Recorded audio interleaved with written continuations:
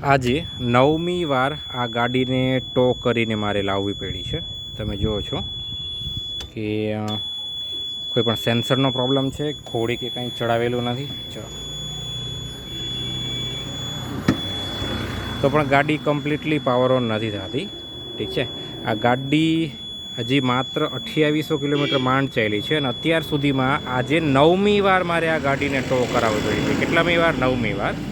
મેં આ ગાડી બાય કરી ત્યારે 2 મહિના આ ગાડી કન્ટિન્યુ સર્વિસ સેન્ટર રહી હતી મલ્ટિપલ પ્રોબ્લેમ્સ માટે.